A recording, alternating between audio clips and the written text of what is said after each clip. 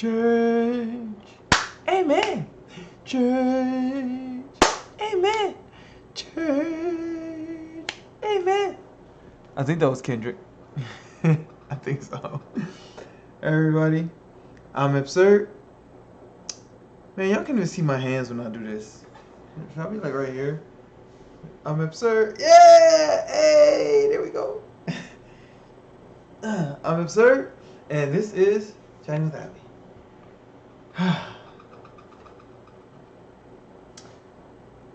I'm still a little nervous about discussing this particular subject, but it is a subject I discuss often, so I don't fully understand where the nervousness is coming from. I'll figure it out, or maybe I won't. Okay. The initial conversation that I had planned for today was about is it okay to be wrong? But I was talking to the homie last night, and he was mentioning his pastor, and one of the jokes that he made was he's like, well, you used to be a Jehovah's Witness, so why don't you like put your Cash App on flyers and knock on doors and pass them, or put your mixtape on flyers and knock on doors and pass them out. And it was funny in context, at least to me. And then I woke up and I was like, man, I used to give sermons. It was a thing. And then we got to talking about God, and I've had this conversation enough times where I figure I'll just address it now. So when people say, hey, Absurd, do you believe in God? And the answer to that particular question is no. I used to believe in God. I used to believe in God. And then a lot of events occurred where I started questioning the stories about God that I've been hearing.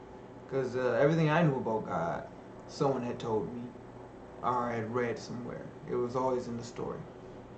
And man, this God ain't making sense.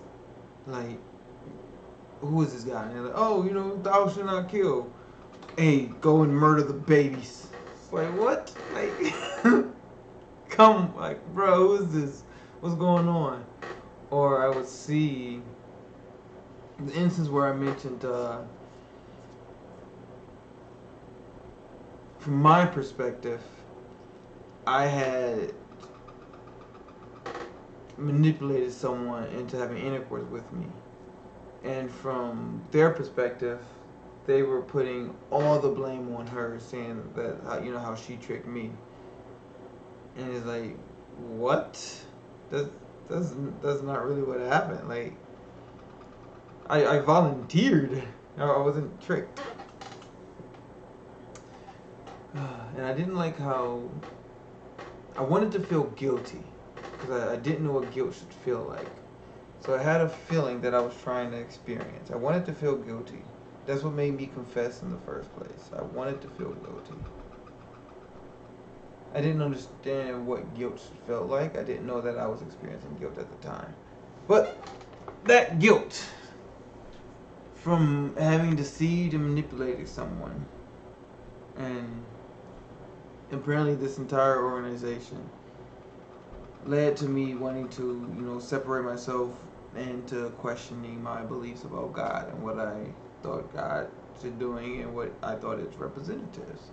Because as a Jehovah's Witness, I was taught to constantly rely on the Bible. And Jesus said, you know a tree by its fruits. And so I look at these images of God and at the fruits that they bear versus, what the Bible says God should be. It's like this doesn't match.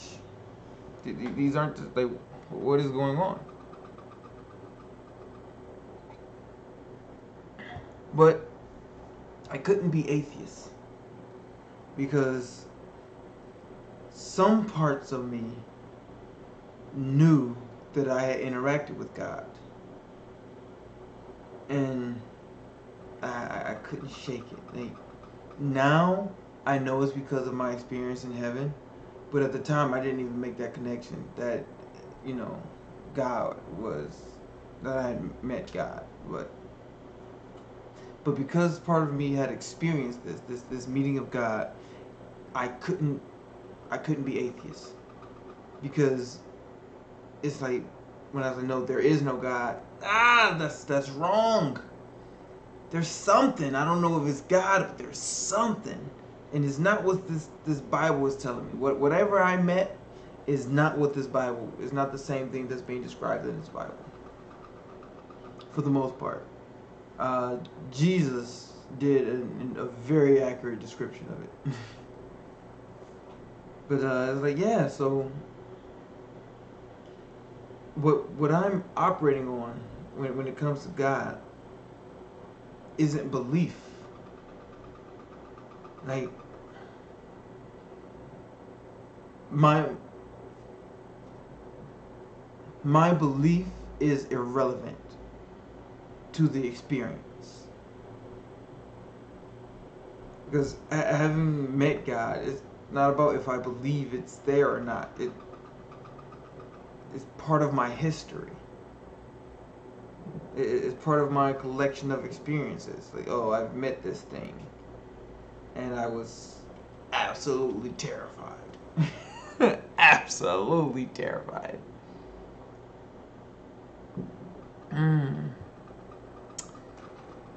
That's what I felt, or when I was in heaven. Terrified. Huh. Well, that's gonna need some unpacking sooner or later. Anyway, it's like I couldn't say this thing didn't exist because I met it, and I couldn't really say it how it existed, because at the time I didn't even know an accurate way of describing it. I just knew that the definition that I was getting didn't match what I had experienced. And that's when, I don't know, a series of coincidences occurred. What other way, coincidences. And, I met Yana. She's dope. I miss her. She's a really cool person. Yana, if you ever see this, I miss you. And through her, saw the work of Donald. It's like, I miss him too. Donald, you see this? I miss you, buddy. Man, I really. I apologize. Some memories were playing in my mind, but that's not where I should be right now.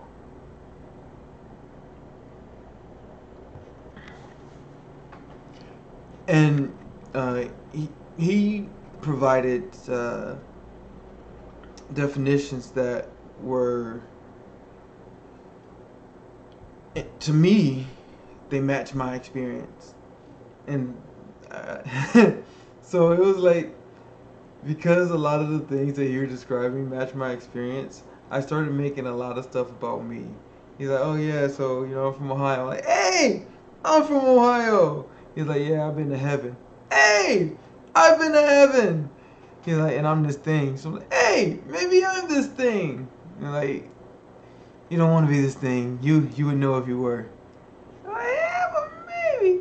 But yeah, it's just funny. So, but anyway, what happened was, because a lot of the things that he was describing matched my experience, it's like, oh, this makes sense to me. Like, in fact, this helps me describe something that I experienced in a way that I can articulate. Since before, I didn't know what words to use. I had no idea about what words come close. But when he says, reality is a living, sentient, self-aware system, it's like a sentient calculator maintaining balance between existence and non-existence. And it's doing like all the calculations to make sure balance. Everything's accounted for. That's how it, I guess, functions. Stays. I don't know. Still, I don't know, but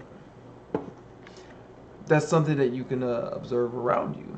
It's like when a person wants to be a certain way, they pay attention to the things that affect that decision. If I wanted to be healthy, I would have to pay attention to what I'm eating and consuming. I would have to pay attention to what I'm doing. I would have to pay attention to what I'm thinking. I would have to pay attention to what I'm saying. Whichever part I'm trying to grow, I have to give it attention. If I want to grow my dog, I have to give her attention. I have to, see how she responds when she's hungry. See when she has to use the restroom. See when she wants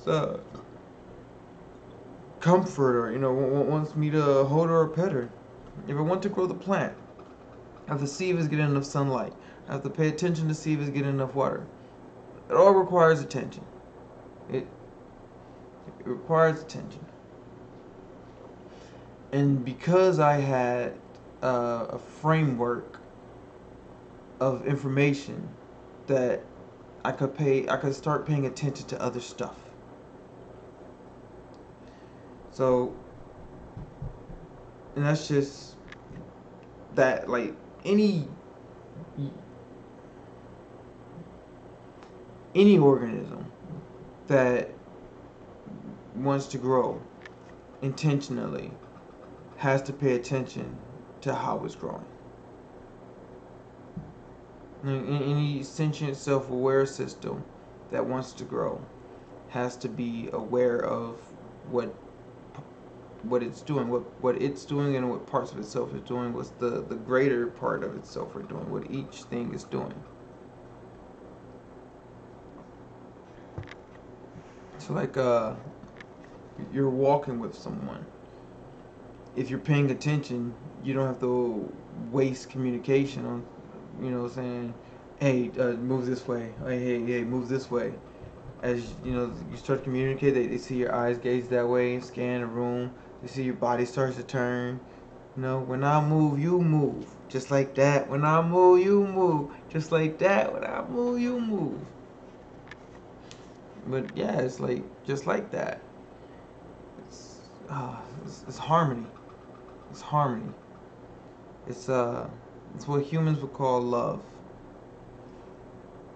And I can understand that because, he gave me a definition that said allegedly love is bonding and fear is separation. And when I started to consider information through that lens, is this bonding or is this separating? It started to help me understand a lot of what was going on. It helped me understand, like, it definitely improved my communication. Like, I talked to someone and I said, is this person bonding or separating? So, oh, this set of actions, this hurling insults, being mean, attempting to hurt, this causes separation. The, spending time together, intimate touches, and the distance, like as that increases, like, oh, this causes bonding. Like, so parts of what this person is doing cause bonding, parts of what this person does cause separation, and I'm able to get a better picture of the whole person. Like, who am I dealing with? What is this thing that I'm dealing with? What is it doing? Just by looking at things through, is this thing bonding or separating? Is this thing taking in information or blocking it out? And legit, that helps a lot with me. But with me, I see it a bit differently since I don't have to take the time for curiosity. My level of awareness is acute enough where I can tell if I'm bonding or separating based on how the things around me are reacting. If the things around me are reacting or moving away, it's like, okay, separation's happening clearly. Like this, or even if you're walking, I can measure distance, not accurately, but I can tell the difference in distance. Like, I can see that this cup is closer to this lighter than it is to this bottle. You can't see that, but take my word for it. Yeah, this cup. But the, I, I can observe this as my eyes work well enough. And as I started to use more of my natural abilities, more stuff started making sense.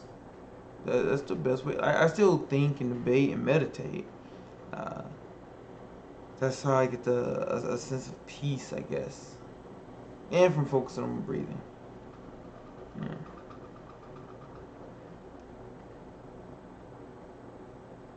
This goes to say that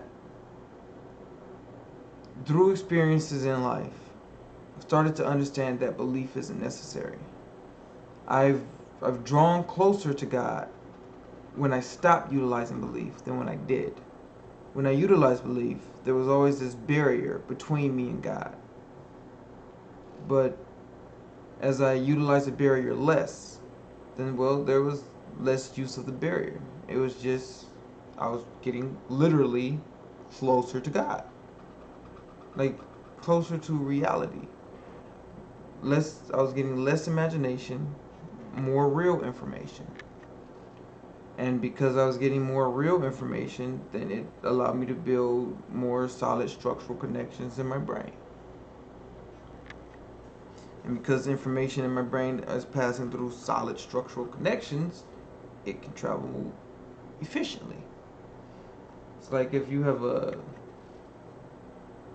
thousand cars driving on the highway versus a thousand cars driving in the mud. One is significantly structural. Its structure is significantly weaker. And this isn't a matter of opinion. You can observe this. Like, oh, look at those cars on the paved road. That is nice and balanced. They're able to maintain a constant speed. Look at these cars in the mud. They're going up and down. Sometimes they go slow. Sometimes they go fast. The speed is fluctuating. This constant speed is not only constant, but it's surpassing it since this one continuously has to stop. It's continually stopping.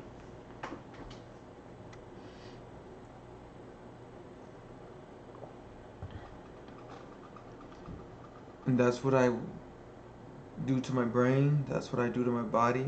Uh, when, the foods that I eat, it's been reported that some types of food can cause blockage. So, I understand if I eat too much of these types of food, that the chances of blockage increases. If I eat less of these foods, then the chance of blockage decreases. So, I simply eat less of this food, and my body flows. It just, nice little factory, cells at work. So, because belief was unnecessary, I, I don't need to believe in God. I, I'm confident in His existence because I've experienced it. Because I've interacted with this thing. I'm confident that this chair exists because I'm interacting with it. And, even if people say, oh, it could be a simulation, that simulation has to be broadcast on something. So even if this isn't a chair, even if this is just repurposed bits of carbon that, are structurally in some way able to support my body mass,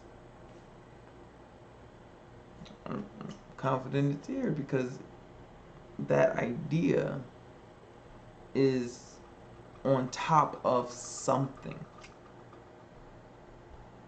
And I just like getting closer and closer to what that something is. Alright. If you joined the conversation, thank you. Everybody. I want to talk to you. I know it's kind of weird, like I get that. But like high key, when I go to different countries, I don't tend to go to the tourist traps. I don't mind. Like they're really dope. I've been to a lot of them, and they're I understand why they're tourist traps. They're dope. But I like to go to where the people are. I want to interact with the people that live there. Like in Finland, when we went to the grocery store, you know, we had to walk away from all the buildings, go to the grocery store. Got to see what actual prices of food was like. Like, holy crap. Got to see, you know, interact with people, see how their personalities were vastly different as a society than how the segment of society over here is. Like, man. I meet people online from different countries, and they tell me about their experiences and their different cultures and the way that they perceive information. It's like, man, I mean it. I want to talk to you. I love talking to people. I love learning. I love receiving information. I love trying to gain a better understanding of everything. Everything. I love anything that can help me understand reality better. I absolutely love reality. Like, this is fucking incredible. The things that I personally have been through, the stories that I've heard of what others have been through, and from how they're describing it, it seems legit. Like, what they're describing makes sense. Like, it's not just because it matches my experience, but even if it doesn't match my experience, I can't see the difference between what they're saying and how I understand things. So it's like, I understand this. I understand this. Even if I understand it out of ignorance, that's the thing. I understand it out of ignorance. Man, this one person was telling me they died and went to hell. But they really didn't enjoy speaking of the experience because, well, I mean, I'm not going to go into, but I can understand why they wouldn't want to continually to replay that memory. And if I claim to have been alive and went to heaven, then if someone tells me that they died and went to hell, and they describe hell, never having heard me describe it before, like never talking about it, they described it from their experience. Like, man, your experience sounds like you've really been there. Wow. I've never been there. I've just seen it. I saw it from the safety of this universe.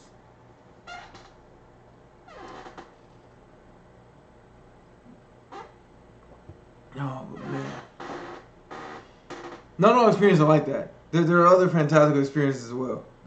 You know, someone told me about their trip through the mountains in like Massachusetts. It's full of snow-covered trees. They showed me pictures they took in their phone. Oh, it's beautiful.